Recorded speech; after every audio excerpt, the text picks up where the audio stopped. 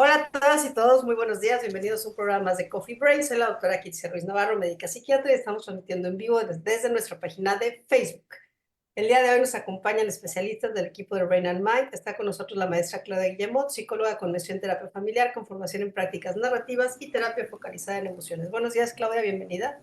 Hola, buenos días a todas y a todos. La maestra Mercedes Navarro, psicóloga cognitivo-conductual con especialidad en tanatología clínica y mindfulness aplicado. Buenos días, Mercedes, bienvenida. Gracias, buenos días a todos. Y la doctora Abril Nuche, psicóloga, neuropsicóloga infantil y doctora en neurociencias del comportamiento. Buenos días, Abril, bienvenida. Hola, buenos días a todos. Y como siempre, Monique de Amazon, Estrategia Digital, quien hace posible esta transmisión. Gracias, Monique. Y el tema de hoy, ¿qué es la fibromialgia y por qué debo de ir con un psiquiatra para tratarla? Híjole, cuando yo vi el tema dije, ¿por qué debo ir con un psiquiatra para tratarla? Se me encendieron como todas mis alertas, ¿saben? Porque si bien la fibromialgia, que ahorita le voy a dar la palabra a Abril, es algo bastante complejo y es algo que todavía no tiene mucho pies ni panza, pues termina siendo un diagnóstico de exclusión, de exclusión, de exclusión, ¿no? Aunque vengan al psiquiatra por primera vez, pues primero toca ir al internista, al reumatólogo, al traumatólogo, y ya después llegaremos como a la conclusión. Pero les doy la palabra a Abril. Adelante, Abril.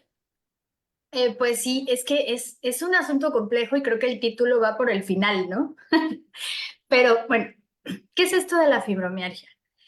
Se trata de dolor, estamos hablando de dolor crónico, es una enfermedad en donde las personas tienen dolor en varias partes del cuerpo y esto es bien importante, no es un dolor que solamente es en una zona, porque se confunde mucho con problemas de columna porque me duele siempre la espalda, me duele siempre la pierna, el pie, no, esa es la columna, ¿no? Tiene que doler arriba, abajo, ¿no? En un lado y en el otro. Tiene que doler los brazos, las piernas, duelen mucho las articulaciones, sobre todo, pero en todas partes del cuerpo, arriba, abajo, un lado y el otro. Si nada más duele de un lado, nada más duele de otro lado, estamos hablando de otra cosa, ¿no? De otro síndrome que también produce dolor. Luego, justamente, como decía Kitsia, es un trastorno de exclusión. Primero tenemos que ir a ver que no haya problemas de columna, que no haya problemas, vamos, de alguna otra índole. Por eso siempre van a empezar como por muchos estudios, ¿no? Pero ya que llegamos a este trastorno y ya que nos dicen, es que parece ser que lo que usted tiene es fibromialgia, estamos hablando de algo que tiene que ver con la percepción del dolor. Y ahí es donde se pone complicada la cosa. Yo siempre les digo que tenemos que comenzar a entender, tenemos que quitarnos de la cabeza que esto del cuerpo y la mente son dos cosas diferentes y anda cada uno por su lado. No, es un sistema y funcionan en conjunto. Y así funciona el sistema neurológico, el sistema inmune, el sistema endocrino, funcionan a partir de las mismas sustancias y entonces, si algo pasa en uno, pues va a afectar a los demás. Y eso parece ser que es lo que está sucediendo aquí. Cuando hablamos de fibromialgia, estamos hablando de algo que parece ser que está funcionando mal en el cerebro, en algunas sustancias que están ayudando a percibir o a cómo percibimos el dolor. Aparecen signos que se llaman, uno por ejemplo es la hiperalgesia, que quiere decir que si yo ahorita, no sé, me pego con la mesa, ¿no? O me pego así con mi mano, pues sí voy a sentir algo y me va a doler, pero si una persona con fibromialgia hace esto, le va a doler más o menos el doble que a mí. Esa sería la hiperalgesia. El mismo estímulo te duele mucho más. Y la alodinia, que es otra cosa que también está sucediendo en mi hipotálamo, está sucediendo en mi cerebro. Las sustancias que están funcionando mal en mi cerebro hacen que un estímulo que a lo mejor es así, que para mí a lo mejor puede ser, pues no me da dolor, ¿no? Se siente cosquillita, se siente bonito. Para una persona con fibromialgia, en zonas muy sensibles de su cuerpo, puede ser doloroso. Y es bien difícil de comprender. Esto hace que sea una enfermedad bien difícil porque es de las que no se ven. Por eso se relaciona también tanto con la ansiedad, con la depresión y con las enfermedades mentales. Es de las que no se ven y yo creo que algo muy importante es si hay dolor. A ver, el dolor es real. El dolor lo perciben los y las pacientes. El hecho de que no encontremos en estudios, en exploración física, algo que podamos medir, sentir y tocar que esté generando el dolor, no significa que el dolor no exista. Y a mi punto de vista, algo que genera como mucha ansiedad en los pacientes es cuando les dicen, pues es que no tienes nada. Claro, a ver, no tienes nada por los estudios, pero el dolor que están teniendo es real. Esto es algo bien común porque justo van de doctor en doctor y todos les dicen lo mismo, es que no tienes nada. ¿Y por qué digo, por qué quería yo, o me importaba mucho esta parte de por qué ir con el psiquiatra? Porque cuando a los médicos le dicen a las pacientes, es que usted necesita ir al psiquiatra para ver esto, dice, ah, canijo, ya me estoy volviendo loca. O sea, usted me está diciendo que yo estoy inventando todo esto. Y es justo ahí el punto. No. ¿Por qué entra un psiquiatra en esto? Bueno, paso número 1, porque son los que están encargados de trabajar con toda la medicación, junto con los neurólogos, pero bueno, son los más indicados para trabajar la medicación que está indicada para la fibromialgia. Son los que saben cómo manejar estos medicamentos y los que nos van a ayudar a ir ajustando y regulando para que esto vaya mejorando. ¿Qué pasó, Clau? Cuéntanos. Pues un poco revisando los artículos que nos enviaste, pues hay mucho, ¿no? Era como, los artículos eran revisiones de artículos, ¿no? Es decir, como hacer un resumen de todo lo que, o para lo que podía haber publicado en ciertos años. Y sabemos que niños que vivieron algún tipo de trauma, y estamos hablando de abusos, negligencias infantiles, podrían en la vida adulta generar también más un tema de fibromialgia. Y está documentado que ansiedad y depresión pueden ser previos a, concurrentes con o posteriores por la fibromialgia. Entonces, no es que no sea real, es que ahí está y está documentada y tiene hasta, vamos a decir, estos múltiples factores que podrían desencadenarla. El tema es que las personas sean escuchadas, atendidas y además, una vez más, con un equipo multidisciplinario. No es que no les duela, es que sí les duele, ya hay áreas del cerebro perfectamente hablaban, ¿no? De estos ejes, ¿no? ¿Qué partes del cerebro que siempre es como en eje? 2 o 3 que tienen que ver con sentirse de tal manera. Sí podría ser también algo acompañado de hipotiroidismo. Es decir, ahí está. Es cómo abordarlo y que la calidad de vida, porque hablaban también de la cronicidad, ¿no? De este padecimiento como algo con lo que vas a convivir a lo largo de tu vida. Adelante. Adelante, Mercedes. Mercedes iba a preguntar algo. Sí, iba un poquito de la mano de lo de Claudia, que realmente con todos estos factores que sí intervienen, qué importante es el abordaje multidisciplinario y sumarles terapias, tanto médicas como alternativas, y bueno, obviamente también entra la psicología, el ejercicio, muchas cosas que precisamente para dar una calidad de vida. Yo quisiera detenerme un poquito como en el tema del diagnóstico, ¿no? Es que yo sí, me sigue brincando como esta parte de psiquiatra, ¿no? Los criterios clínicos de la fibromialgia están dados en realidad por la Asociación Americana de Reumatología. O sea, porque más bien a quien suelen acercarse los pacientes, ¿no? Porque, a ver, la ansiedad y la depresión, si bien son comorbilidades y están presentes la mayoría de las veces, sabemos que no es que busquen la atención inmediata, sino más bien se acercan al reumatólogo por los dolores que tienen en el cuerpo. Entonces, realmente los psiquiatras a lo que nos vamos a enfocar un poco, sí, en el tratamiento multidisciplinario es, bueno, pues primero va el reumatólogo, ¿no? Es a descartar cualquier causa como inflamatoria, o sea, no, estamos hablando que sí, la fisiopatología tiene que ver con temas de dolor, pero se habla de un estado proinflamatorio constante. Por eso una de las líneas de investigación que más se habla en la fibromialgia es el trauma, ¿no? Con esto de la psiconeuroinmunoendocrinología, ¿no? Esta conexión que hay entre las hormonas, el cerebro y el sistema inmunológico que cuando se ha vivido trauma, aunque no esté reconocido como tal, genera un estado proinflamatorio crónico que va generando un desarrollo del cerebro como más vulnerable o más susceptible, ¿no? Y esto es lo que tiene que ver muchas veces con la percepción del dolor que tienen las personas, pero difícilmente el primer acercamiento va a ser al psiquiatra, sino va a ser o al reumatólogo, o al internista, o al traumatólogo. Yo creo que es Exacto. algo que no debemos de perder del radar, ¿no?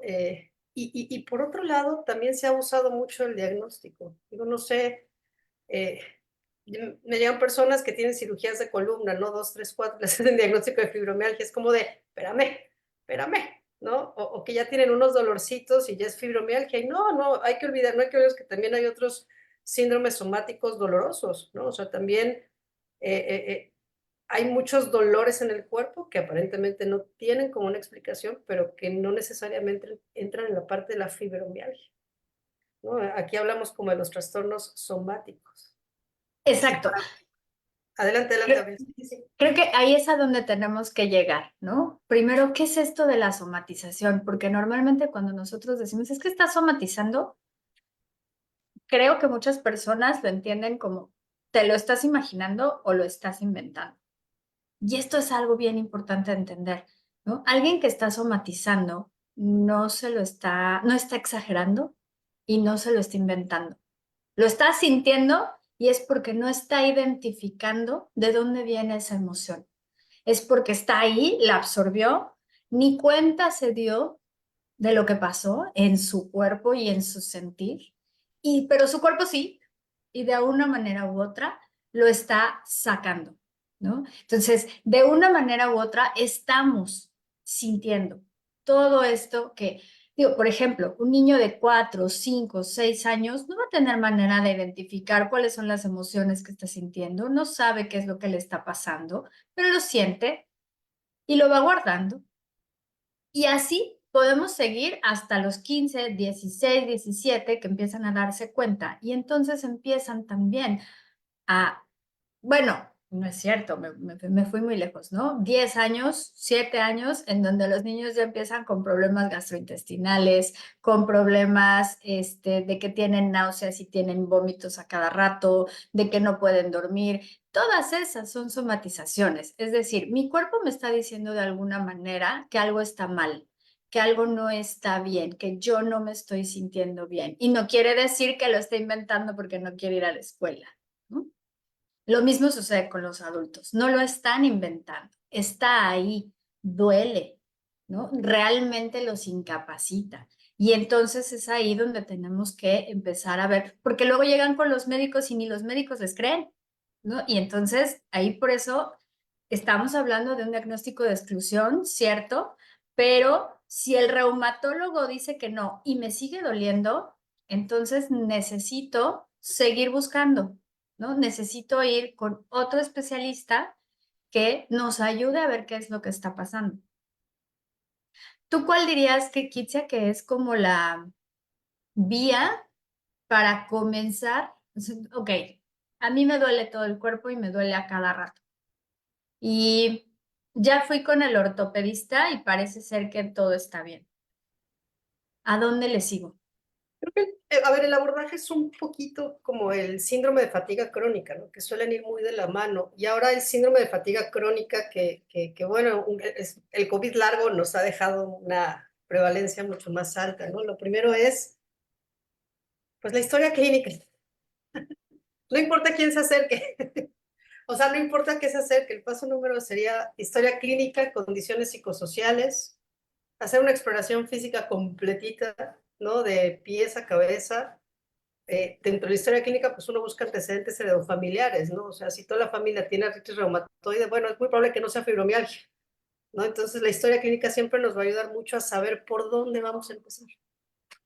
Sin la historia clínica, pues no podemos. Y bueno, dentro de la historia clínica vienen estilos de vida del paciente, ¿no? Contexto sociocultural.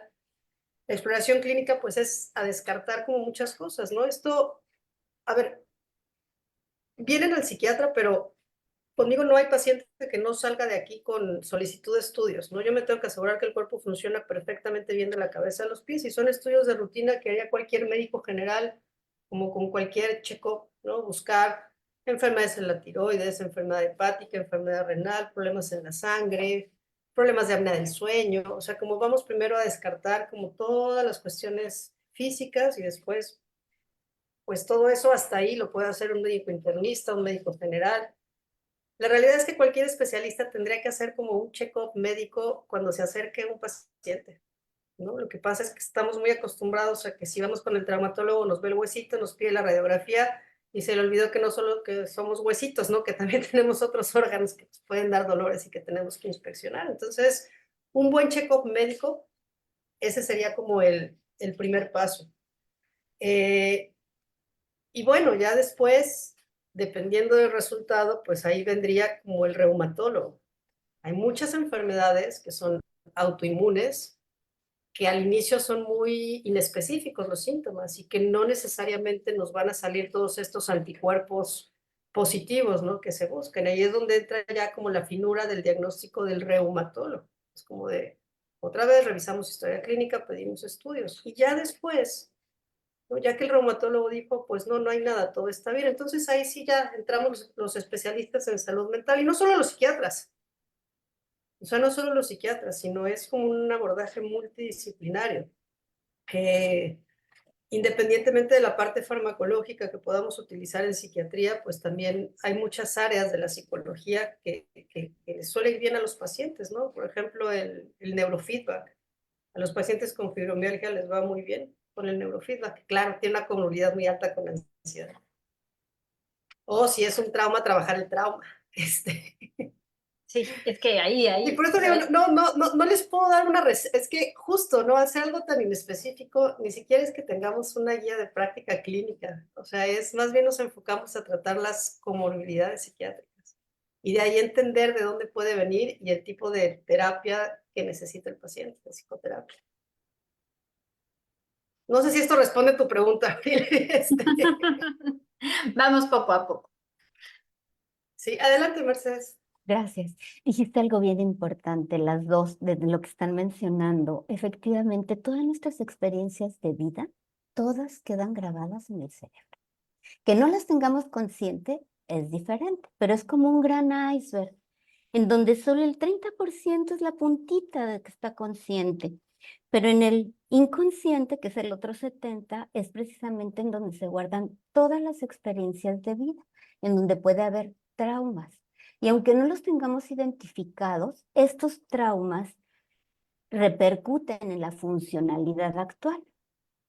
Entonces, sí, efectivamente, en este abordaje es importante también estas diferentes disciplinas. En la psicología sirve el tratamiento cognitivo-conductual, pero se va a servir, pero que maneje el estrés, que modifique los pensamientos, sus comportamientos que exacerban ese dolor.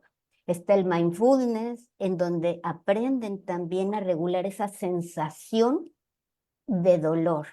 Y obviamente, trabajar en el trauma. Siempre va a ser importante. ¿Y cómo vemos esto? Con lo que menciona Kitsia, una buena historia clínica en donde vamos conociendo al paciente desde sus apegos, cómo se formaron y experiencias de vida que ha tenido.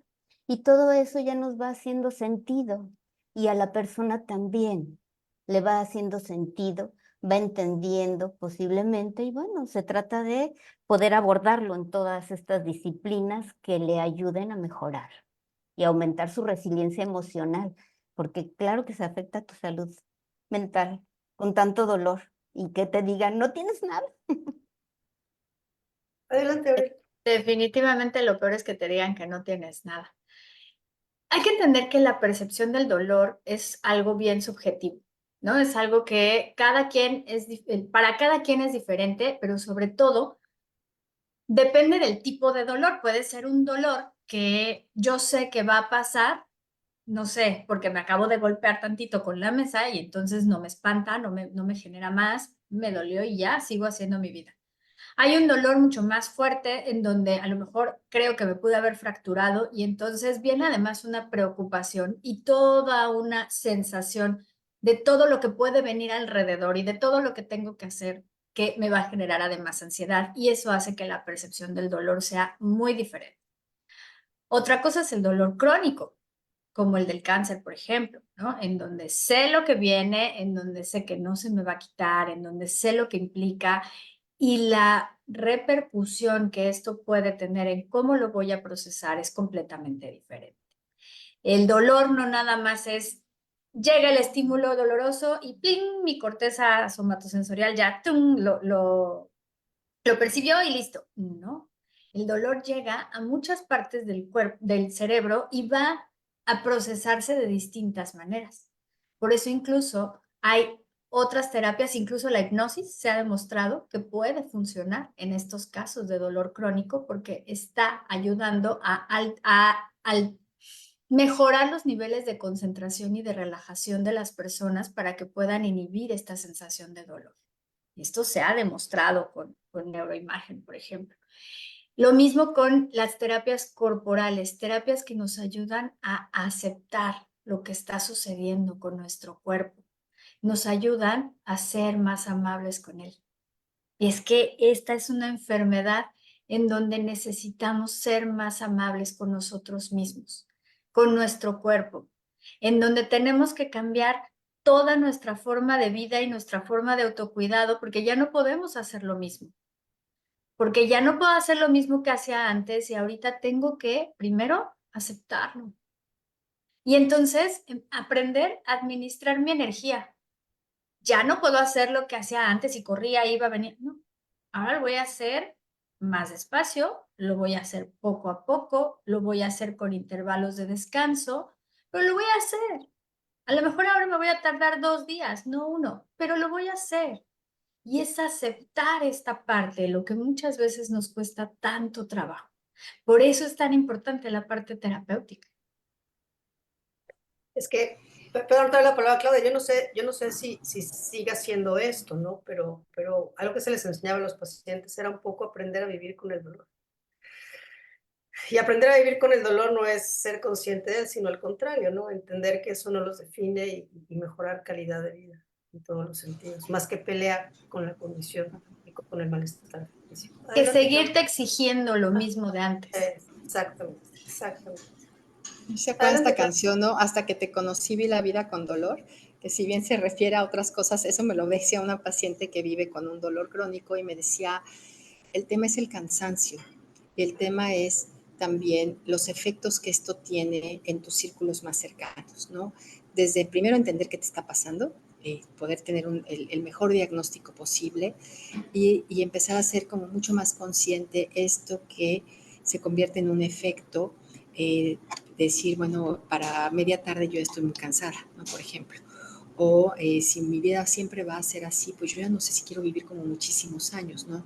Y entonces ver si esto tiene que ver con pues estas dos compañeritas que no se sueltan, la ansiedad y la depresión, ¿no? Y que podrían estar como antes, alrededor y después de, y todo con lo que tenga que ver con fibromialgia, pero sí el proceso de aceptación, pero sobre todo de concientizar los efectos que esto tiene en nuestra vida y en los demás, ¿no? En los demás, porque si no los enojos, los reclamos, las angustias, las exigencias pueden deteriorar enormemente las relaciones de nuestra gente más cercana. Adelante, Bárbara. ¿Qué tal? Escuchándolas, pensaba en que no podemos dejar de lado, complementando lo que decía Abril a propósito de lo somático, lo psicosomático, porque estamos hablando de trauma y creo que cuando habrá que distinguir, hay un trauma y es un trauma simple cuando es a one time occasion, o sea, sucede en una ocasión y puede ser que no se repita, sin embargo, sí deja cierta huella. A mí me parece que la fibromialgia es el mejor ejemplo de la existencia, o uno de los mejores ejemplos de la existencia del inconsciente, porque efectivamente queda un trauma grabado en el tuétano. Claro, la fibromialgia ya se trata de un trauma complejo. Quiere decir que esto corresponde a una serie de traumas simples que se fueron ajustando, que se fueron presentando y apareciendo a lo largo de la vida, que se fueron sumando y que dio como consecuencia una enfermedad o autoinmune o una enfermedad como la fibromialgia, que tiene aparentemente como muchas causas y ninguna causa. En uno de los artículos que leíamos justo para hoy, al final la consecuencia era, bueno, medianamente podemos conectar la existencia de, como tratándonos de explicar todo el tiempo, como desde lo frontal, como desde lo racional, y cada médico al que se acude como desde su especialidad, desde lo que se ve, desde lo que se toca, desde lo que se mide. Pero pienso que también el psicoanalista o el psicólogo, hablando de psicosomática y hablando de traumas que suceden cuando no hay todavía registro consciente del mismo, eh, tiene mucho campo como para elaborar y como para proporcionar alivio a estos pacientes. Hay un autor que a mí me gusta mucho que se llama Donald Winnicott, que habla del terror sin nombre. Y el terror sin nombre se refiere a algo que ya sucedió en la historia, pero que nunca se tuvo consciente porque no se estaba preparado o no se tenía eh, la estructura como para poderlo acomodar o como para poderlo entender, y que eso se resignifica por algo que sucede más tarde en la vida. Es como si fuera el detonante, como si fuera el recordatorio y como si nos fuéramos a ese momento en la historia. Acuérdense que el inconsciente no tiene tiempo, entonces o sea, no tiene registro del tiempo. Entonces puede ser que algún evento en la actualidad haga que nos remontemos a eso que se quedó guardado de mucho, mucho tiempo atrás. Y me parece que la psicoterapia es también una muy buena herramienta para poderlo atender. Creo que es muy importante también que los que trabajamos en conjunto con otros especialistas le demos un lugar al dolor. Y es muy difícil de entender, es muy difícil de medir porque justo se habla de una percepción, pero es absolutamente válido, ¿no? O sea, me hace pensar en los traumas complejos de la infancia, por ejemplo, en el abuso infantil, del que también habla la fibromialgia como causa, a lo mejor. Y me parece que de entrada sí tendríamos que estar preparados a el sí te creo que te duele, sí te creo que pudo haber sucedido algo en la historia que no registras, que te produce ansiedad, que te puede producir tristeza si se presenta esta mancuerna de la que tú hablas, Clau.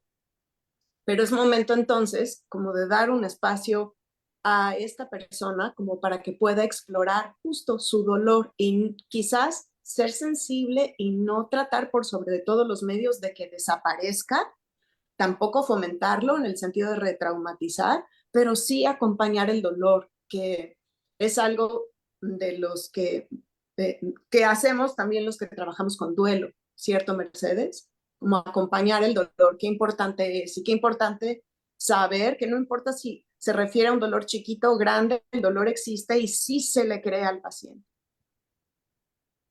Y yo creo que aterrizando en el área de las neurociencias, ¿no? Como la fibromialgia y todo lo psicosomático, o incluso muchas enfermedades autoinmunes, Gabor Maté parte de todo el estudio de investigación de Winnicott, justamente, ¿no? Y él lo integra al sistema inmunológico, al sistema nervioso y a las hormonas. Y entonces, más allá de la parte que se vaya quedando como o bueno, todo lo que se va quedando en la emoción no registrada, ¿no? Esos traumas que le llama con T minúscula, dejan una memoria en esos tres sistemas. Es decir, se genera un sistema inmunológico chafa, se genera un cerebro chafa, se generan unas hormonas chafas. Chafas me refiero a que son frágiles, que son muy vulnerables, ¿no? Y que en algún momento van a perder como este equilibrio y se va a manifestar de muchísimas formas, justamente somáticas. Y yo creo que para salirnos del mágico mundo de lo somático, a lo que más he estudiado, por ejemplo, es a la esclerosis múltiple. Parece ser, ¿no? En estos estudios que el 80% de las personas con esclerosis múltiple han tenido traumas. Ojo, lo que pasa es que no todos los traumas son identificados, ¿no? Eran condiciones y circunstancias a las que las personas se tenían que adaptar y no se registra como un trauma, pero va modificando como muchas cosas. Entonces, de ahí la explicación, y retomo un poco lo que nos hablaba Abril, ¿no? Bueno, ¿qué pasa con estas personas, ¿no? A nivel del sistema nervioso central, que la percepción del dolor es muy diferente a la del resto de las personas. ¿En qué momento ocurre esto? Bueno, parece que no hay un momento específico, parece que es en gran parte el resultado de una historia de vida de mucho trauma. Adelante, Claudia. Y retomando que Bárbara citaba a Donald Winnicott, él también habla mucho sobre culpa, ¿no? Como el tema de salir a la vida con culpa, ¿no? Y salir a la vida con esta sensación de déficit y de angustia. Y me parece que el tema del dolor y de la percepción del dolor y si le estás exagerando y si tendrías que resolverlo y como por qué no puedes seguir al mismo ritmo que estabas antes y si además estás concurrente con otros temas de más en el tema de trastornos de salud mental. Eh, Creo que también el ponernos esta sensación de suficientemente bueno, que también le leía a él en algún momento decir, no es mediocridad, es nuestro mejor esfuerzo en circunstancias muy demandantes, ¿no? Y se vale decir hasta aquí puedo, es decir, esto es lo que sí puedo. Si además hay explicaciones sobre una percepción del dolor, vamos a decir, alterada con una base de trauma, pues nos va a dar mucho más guía, creo yo, cuando menos para abrir conversaciones que probablemente pudieran ayudar a que esta sensación, percepción y experiencia, si no mitigarse, cuando menos vivirse de una manera menos demandante y que te robe menos espacios de tu vida. Y bueno, ya no sé si quisieran hablar como un poquito del tratamiento o digo, ya tenemos como el diagnóstico, ahora viene la segunda parte, ¿no? Que es lo más difícil. Y mi pensar en que hay varios tipos de afectaciones, ¿no? O sea, una de las principales obviamente es el dolor, pero también hay muchas afectaciones en el sueño. Las personas suelen tener muchos despertares en la noche, muchos insomnios, a veces más bien se pueden dormir, pero se despiertan a medianoche, suelen tener muchos problemas para dormir, que por eso sí pueden llegar al psiquiatra, ¿no? En muchas ocasiones. Y ahí también hay que revisar toda la parte de higiene del sueño, toda la parte de rutina, cómo están llevando a cabo toda su rutina del día, porque muchas veces se cansan y como están muy cansados, se duermen toda la tarde y entonces en la noche ya no se pueden dormir y entonces empieza todo un desbarajuste en el ciclo de sueño que hay que trabajar. Pero para esto, una de las primeras fases y las más importantes, pues es la psicoeducación. Hay que enseñarles a los pacientes qué es esto de la fibromialgia, cómo está funcionando ahora su cerebro y tenemos que ir manejando primero, pues bueno, las rutinas, los horarios, la higiene del sueño, el mejorar la alimentación y el mejorar todas estas cosas que les pueden ayudar a ir funcionando, a ir administrando su nivel de energía. Eso es algo que a mí me gusta mucho enseñarles, que ellos vayan encontrando que ahora son una persona completamente diferente de lo que eran antes y entonces tienen que reconocerse. Y entonces tienen que volver a darse cuenta de con cuánto pueden, con cuánto trabajo, cuánto tiempo puedo estar haciendo esto, cuánto tiempo puedo estar haciendo esto otro. Y entonces ir otra vez recalculando todo lo que necesito, todo el tiempo que necesito para hacer tal cosa, ¿no? Y entonces voy administrando mi energía de una manera completamente diferente, de manera que yo pueda seguir haciendo mis cosas y, bueno, ir administrando también el tiempo que voy a necesitar para esto. Sí, Adelante, Mercedes. Mercedes. Sí, gracias. Todo esto es psicoeducación, autocuidado, ¿no? Que es como el principio.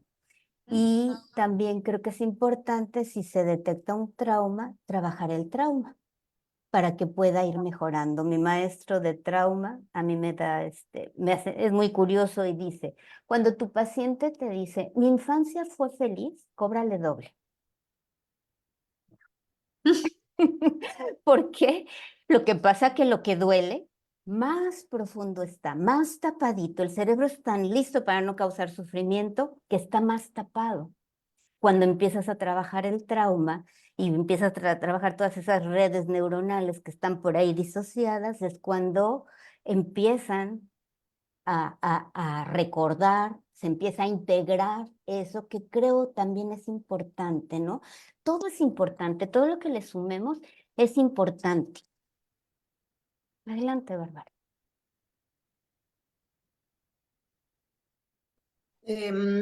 Podemos entender, como expresaba en mi participación anterior, qué es lo que te pasa y eso puede disminuir hasta cierto punto la angustia, pero me parece de vital importancia si es que somos congruentes con el origen que se estima que tiene la fibromialgia, que necesariamente el paciente o las personas acudan a terapia, porque justo, Mercedes, hay que elaborar el trauma.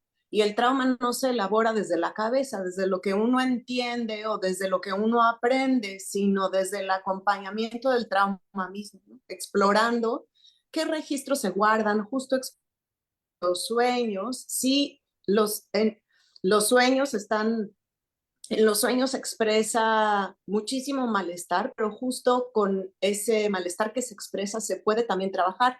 Recordemos que los sueños también son una gran ventana al inconsciente. Entonces, si hay algo que no se registra a nivel cognitivo, posiblemente a través del sueño, quien trabaje con ellos puede perfectamente empezar a acompañar al paciente a darse cuenta de cómo está relacionado el trauma a lo que le pasa hoy y que sea como en mi mundo ideal, trabajaríamos de la mano, ¿no? Trabajaríamos entendiendo, trabajaríamos educando, trabajaríamos medicando y tratando de manejar el dolor, la higiene del sueño, pero también la vida mental del individuo, haciéndole un lugar fuera del estigma, a que eso, como decía Kitsi al principio del programa, claro que es importante tomar que somos uno, ¿no? No se separan, todo el tiempo nos estamos manifestando, todo el tiempo nuestro inconsciente se manifiesta, aunque no lo registremos.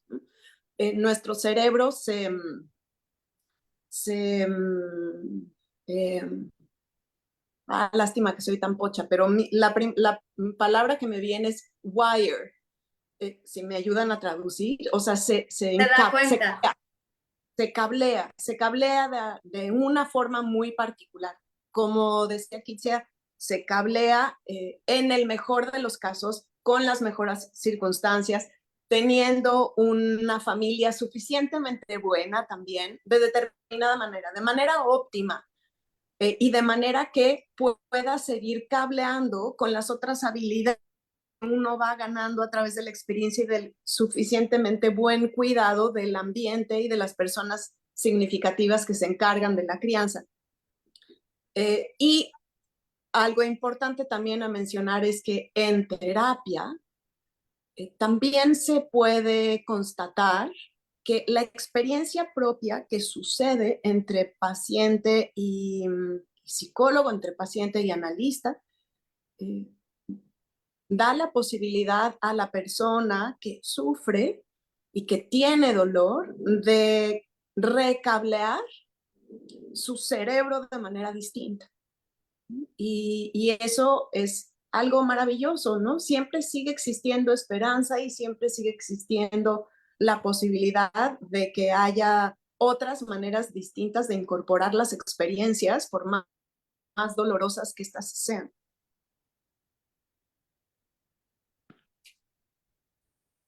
Mercedes. Adelante, Gracias. Mercedes. Y es que ya las vas incorporando desde un ambiente seguro y en compañía. Ya identificadas es cuando las puedes volver a abordar y eso es lo que ayuda a que ese cableado se pueda regular, por decirlo de alguna manera. Y todo esto desde la parte psicológica. También creo que es importante mencionar que como es una atención multidisciplinaria, cosas que le suman a las personas es también una fisioterapia, puede ser muy enfocada, que mejore un poquito su fuerza, su flexibilidad, siempre midiendo al paciente. Tienen que ser tratamientos muy individualizados porque todos responden diferente. Entre esta psicoeducación y que se va orientando, pues también el caminar, o pueden nadar, o pueden hacer yoga, o pueden hacer tai chi. Hay muchas opciones que le puedan ayudar a reducir el dolor y mejorar esa función física y ese estado de ánimo. Entonces creo que sí es importante como contemplar ese todo que se les puede. Tengo entendido que también la dieta ¿La dieta puede mejorar la fibromialgia? Bueno, no es como que estemos comprobado o se haya No. comprobado algo al respecto, pero hay muchas cosas. Como para resumir un poquito todo lo que han dicho, paso número 1, pues bueno, acudir al médico, ¿no? Si ya el reumatólogo dijo que no, y ya el ortopedista también dijo que no pasa nada, entonces, y nos refirieron al psiquiatra, ¿ok? Entonces, seguramente vamos a empezar un tratamiento farmacológico, que a lo mejor nos dicen, usted no tiene depresión, pero le voy a mandar antidepresivos. ¿Por qué será eso? Ah, pues porque se ha relacionado mucho que la fibromialgia tiene que ver con desajustes en todos estos sistemas serotoninérgicos y entonces estos mecanismos van encaminados a esos sistemas, que esa es una de las razones principales por las que nos van a mandar al psiquiatra, ¿no? Porque son las personas que manejan este tipo de medicamentos. Y entonces vamos a empezar a tener estos tratamientos farmacológicos. Seguramente nos van a mandar también al endocrino que nos haga una revisión hormonal o al internista que revise todo lo demás. Si todo lo demás está más o menos bien, no hay problemas de tiroides y demás, entonces nos van a mandar a terapia, ¿no? Y en terapia, como les decía, no es un enfoque, no es que solo el cognitivo-conductual, se ha visto que muchos, casi, bueno, varios enfoques pueden trabajar con esto porque precisamente estamos hablando de cosas que pueden tener que ver con traumas, con somatizaciones, con falta de identificación emocional, y la realidad es que todos los enfoques terapéuticos tienen una forma de hacer esta identificación emocional, ¿no? Cada uno lo hace de una diferente forma, pero podemos acudir a la terapia humanista, que hacen mucho esta terapia psicocorporal, a la terapia cognitivo-conductual, que trabajan mucho con el mindfulness y es excelente para estos casos, al psicoanálisis también, que pueden trabajar con la hipnosis y pueden ayudar a reducir el dolor. Y se puede trabajar también desde la parte neuropsicológica, porque resulta que también tenemos problemas cognitivos que afectan mucho, sobre todo a la memoria a corto plazo y a las funciones ejecutivas. Entonces, también podemos empezar a trabajar con los pacientes para ayudarlos en esta parte del autocuidado a empezar a sentirse más eficientes, a empezar a sentirse otra vez que pueden hacer sobre todo lo mismo que hacían antes, ¿no? En diferentes condiciones y sobre todo a diferentes velocidades, pero pueden seguirlo haciendo. Aunado a esto, ¿no? Tenemos que mejorar actividad física, sí, pero híjole, ahí hay que tener mucho cuidado, ¿no? En cómo va cada paciente. La natación puede ser excelente, algunos el baile, o sea, va poquito a poquito. El tai chi también se ha reportado que les ayuda mucho en la cuestión postural y demás. Pero bueno, ahí tenemos que ir muy de la manita del paciente, ¿no? De cómo el paciente se vaya sintiendo. Pero definitivamente el eje del tratamiento es el psiquiatra y el psicólogo, la terapia, la psicoterapia. Sí. Y me gustaría mencionar un poquito lo de los medicamentos antes de dar la palabra a Bárbara, y ya yo con esto termino, ¿no? A mí me gustaría resumirlo un poco como el cuerpo habla lo que la mente calla, ¿no? Aparentemente podríamos no tener depresión y bueno, el tratamiento, como ya explicó Abril, sí, efectivamente es con antidepresivos. La realidad es que a medida que vamos conociendo al paciente y vamos interrogando un poco más y van pasando las visitas, nos vamos a dar cuenta que sí hay depresiones y que sí hay ansiedades, ¿no? Entonces, no es que se maten dos pájaros de un tiro, sino también a veces, a medida que va mejorando la parte emocional a la que están acostumbrados a vivir, que es en depresiones o distimias o ansiedades, pues la parte física va mejorando también, ¿no? El dolor va como cambiando y como siempre les digo, no hay que tener miedo a tomar medicamentos, al contrario, qué maravilla que encontremos un chochito, no importa el tiempo que se tenga que tomar, que nos va a ayudar a mejorar la calidad de vida. Adelante, Bárbara. Esta es una pregunta que me surge. ¿En qué momento es indicado la clínica, el manejo del dolor? ¿Y qué se hace en estas clínicas? ¿O ir a una clínica del dolor? Sí, se trabaja, no sé, por ejemplo, pacientes que tienen síndrome de estrés postraumático, de repente también son referidos a estas clínicas de manejo del dolor. Y no sé, de repente surgió la posibilidad, o sea, pensé, hablando de fibromialgia, justo por el dolor que se reporta, ¿en qué momento es indicado pensar o no en este tipo de manejos? Si ustedes saben y si no, pues ya lo investigaremos para la siguiente. Mira, No. adelante. Adelante, Kitty, adelante. Lo que dice la literatura es que los casos graves, ¿no? O sea, o sea, ya graves en cuanto a criterios, y debe ser aquí un criterio aplicando seguramente una escala de funcionalidad sobre todo. Algunos pacientes se pueden beneficiar de inyecciones con procaína, por ejemplo, ¿no? A nivel de terminaciones nerviosas. No todos. O sea, y ahí es donde entrarían los especialistas en la clínica de dolor. Fuera de eso, pues no hay como ninguna otra indicación, ¿no? O sea, es más, ni siquiera el uso de corticosteroides inyectados como hacen con algunas otras patologías para dolor no se ha visto como gran evidencia, pero sí con anestésicos locales. Eso lo hacen en las clínicas de dolor. Claro, tienes que empezar de lo simple a lo complicado, ¿no? Se empieza con medicamentos, que la aprobado por la FDA es la pregabalina, que es un anticonvulsivante, ¿no? Después nos vamos con los antidepresivos para no generar tanto efecto secundario. El aprobado por la FDA es la duloxetina. Si no tenemos respuesta a este inhibidor dual, entonces nos vamos a medicamentos viejitos como la amitriptilina o la imipramina. Y ya entonces, cuando ya los dolores son como muy localizados, nos hablan como ese siguiente paso, a lo mejor se podría beneficiar de anestésicos inyectados como a nivel local, ¿no? Pero nos hablan y nos mencionan casos graves. Yo les puedo platicar en mi experiencia, que no es que sea yo la máster ni domine el tema de fibromialgia. A mí no me ha tocado ningún paciente que haya tenido que acudir necesariamente a una clínica del dolor. Más bien, con un buen abordaje de las comorbilidades y una muy buena psicoterapia, mejoran la mayoría, o al menos los pacientes que a mí me toca ver. Adelante, Aure.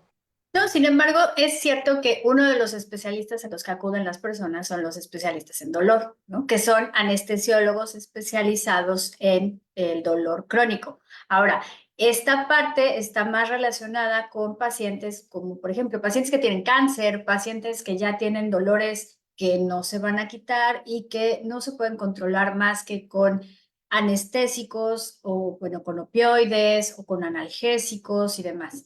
Entonces ya más bien es cuando estamos hablando de mejorar calidad de vida porque ya no hay otra cosa que hacer. Ok, vamos a ahora intentar con la parte de los analgésicos, de los opioides. Pero acá estamos hablando ya de dolores, eso, muy localizados y sobre todo de que ya se pasó por todos los otros tratamientos.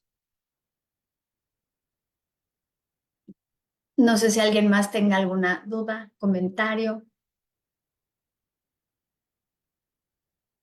Pues, digo, a mí me gustaría como ir cerrando un poco, ¿no? Ya Abril hizo una buena recopilación.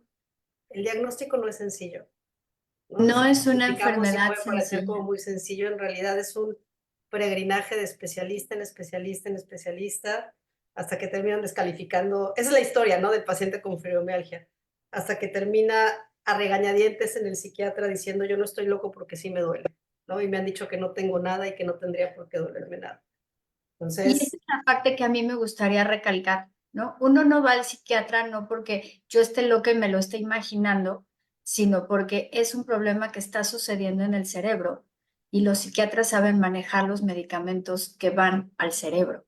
Esa es verdaderamente la razón por la que una persona que tiene fibromialgia va al psiquiatra.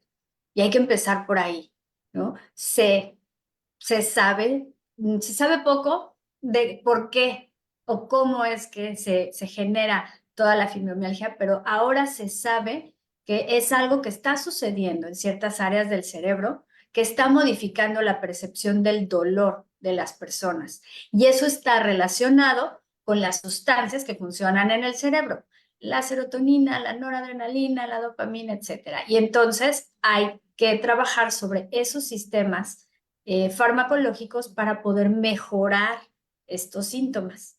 Esa es la razón por la que hay que ir con un psiquiatra y Otra manera de ayudar a mejorar todo el funcionamiento, incluso farmacológico del cerebro, pues es la psicoterapia. Entonces, por eso el tratamiento es el psiquiatra y el psicólogo. Eso, por supuesto, después de que ya nos descartaron todo lo demás. Adelante, Mercedes. Sí, mi última aportación sería como tener claro que el manejo de la fibromialgia requiere todo un proceso constante con esta combinación de terapias médicas, alternativas que le vayan atacando o abordando todos estos síntomas que se pueden presentar para mejorar la calidad de vida y con un enfoque que sea personalizado, multidisciplinario, que incluya esto de la educación, un apoyo constante para que pueda vivir mejor con esta condición que pues es crónica, que pueda convivir de la mejor manera. Gracias. Adelante, Corina. Gracias, buenos días a todas. Yo calladita en este programa, definitivamente muy interesante. Muchas gracias por todo lo que hoy se dijo. Y a mí me gustaría solamente como subrayar con plumón amarillo lo final que tú dijiste, Kitsiano, recordando que el cuerpo habla lo que la mente calla, y lo decía Abril al principio. O sea, dejar de separar mente-cuerpo. Nosotros no estamos separados, estamos juntitos, y entonces si te duele algo, lo mejor será acudir y no dejarlo pasar, y acudir a una persona que te pueda ayudar y referir a las personas adecuadas para poderte ayudar a estar mejor. O sea, normalizar el dolor en el cuerpo no está bien. En la vida duele, pero no hay que sufrirle tanto, ¿no? Sí, duele, es incómoda. Es Pero bueno, incómodo. es parte de, el reto de la vida es aprender a ponerle amortiguadores a la incomodidad, ¿no? Y es un poco lo que pasa con la fibromialgia, el dolor va a estar ahí. A veces será más, a veces será menos, y es aprender como a no pelear con él, ¿no? ¿Cuáles son esos amortiguadores que le puedo poner para que sea mucho más llevadero? Pues si ya no hay más comentarios, no me queda más que agradecer a todos los que estuvieron conectados. Muchas gracias. Hoy como las veo, Corina, Claudia, Mercedes, Abril, Bárbara, Monique de Amazon Estrategia Digital, quien hizo posible la transmisión. Les recuerdo que el programa queda grabado en todas nuestras redes sociales, Facebook, YouTube, Instagram, como Brain and Mind MX. Si desean contactar con algún integrante del equipo de Brain and Mind, encuentran toda su información en brainandmind.mx. La próxima semana no tenemos programa en vivo, pero les vamos a dejar una recopilación de los mejores programas para que visiten nuestro canal de YouTube y todas nuestras redes sociales, donde ya tenemos un muy buen acervo de videos. Y nos vemos dentro de 15 días con el tema Papá en Casa. Muchas gracias por acompañarnos y hasta la próxima. Gracias.